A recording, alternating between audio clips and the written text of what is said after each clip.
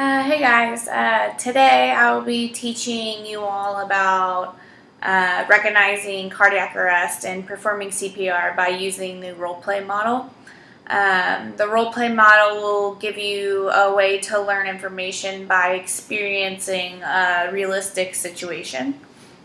To begin, I would ask my students if any of them have seen CPR performed, if they have performed CPR on someone else themselves, or if they even had CPR performed on them before.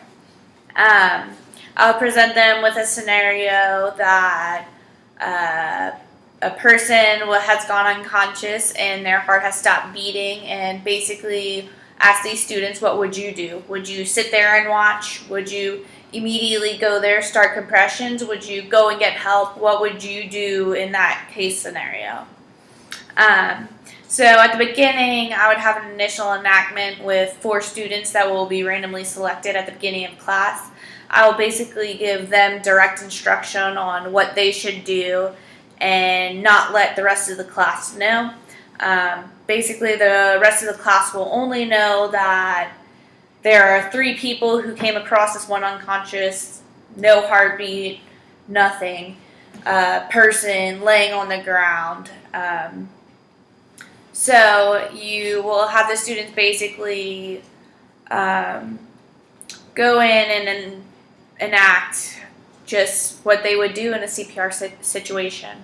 They basically would recognize cardiac arrest, activate the emergency response system, and provide defibrillation. So to get the situation started, you come across a person, you don't know if they're breathing, you don't know if they have a heartbeat, anything, so you go and tap on their shoulder, hey, are you alright? If they don't respond, maybe give them a nudge on the chest with your fist. If they still don't respond, that's when you want to start activating that emergency response system. That requires calling 911 and finding an AED, so you need to take charge, say you go get the AED, you call 911, and then the sole person in charge will go ahead and start performing CPR. For an adult, you want to do it 30 compressions to 2 breaths, and you would basically go above that person and interlock your fingers into your other hand, go right above the nipple line, and go in like that. After 30 compressions, you want to go back, tilt their head back, give them 2 breaths. You basically want to make sure that chest rise before you do that. So following the initial enactment, I would ask students, what are the main focuses that you saw within that scenario? Is there anything you would do differently? Would you call 911 first? Would you make sure you have help before you begin CPR? Basically, what would you do differently? I'd want them to make sure that a main focus is call 911. You want to get that help on the way. You want to get these people to the hospital as soon as possible. And the next thing would be to get that AED, because you want to make sure that if you need to provide a shock to that heart, that you will be able to. So after this initial enactment and discussion about what would you do differently, have you seen anything done differently, I would then divide the students up into groups, about 4 of them, basically to perform the scenario themselves.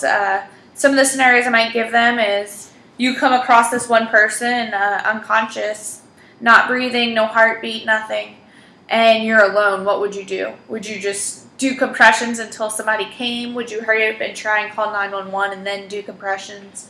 So basically going through different scenarios that they might come to in a regular daily life thing.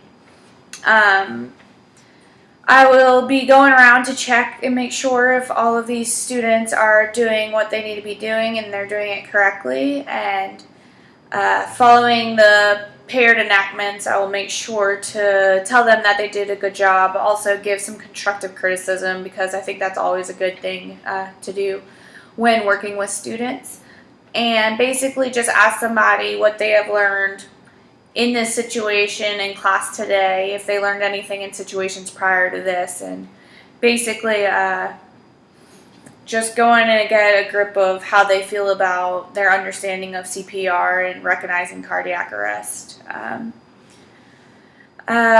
Basically, at the point of the point of this exercise is that I want to make sure that everybody knows that CPR can be something that you might come across any day, anytime. It could be nighttime, and you're just in your house, and somebody else goes into cardiac arrest, or you're in a store and a stranger goes into cardiac arrest. You really never know when it's going to hit, and it's definitely a good thing to be trained in and be certified. So, thank you.